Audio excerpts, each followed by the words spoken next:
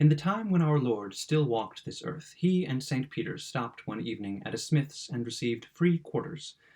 Then it came to pass that a poor beggar, badly pressed by age and infirmity, came to this house and begged alms of the smith. St. Peter had compassion on him and said, Lord and Master, if it please thee, cure his torments, that he may be able to win his own bread. The Lord said kindly, Smith, lend me thy forge, and put on some coals for me, and then I will make this ailing old man young again. The smith was quite willing, and St. Peter blew the bellows, and when the coal fire sparkled up large and high, our Lord took the little old man, pushed him in the forge, in the midst of the red-hot fire, so that he glowed like a rose-bush, and praised God with a loud voice.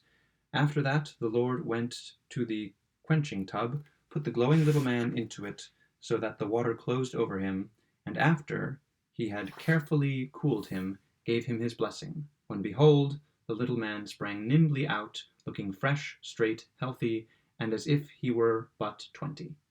The smith, who had watched everything closely and attentively, invited them all to supper. He, however, had an old, half-blind, crooked mother-in-law, who went to the youth, and with great earnestness asked if the fire had burnt him much.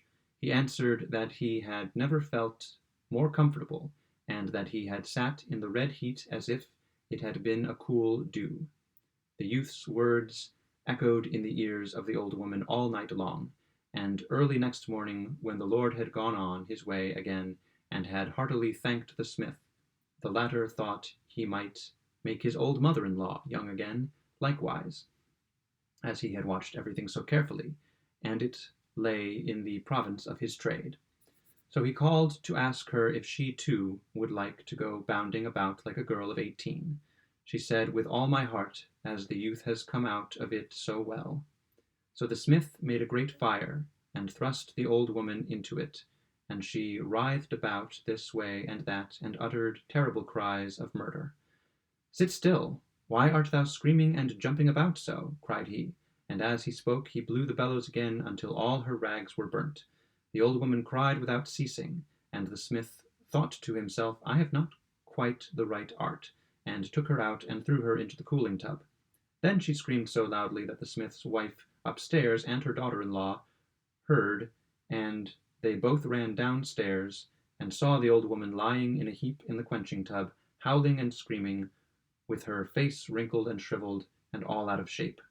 Thereupon the two, who were both with child, were so terrified that that very night 2 boys were born, who were not made like men but apes, and they ran into the woods, and from them sprang the race of apes.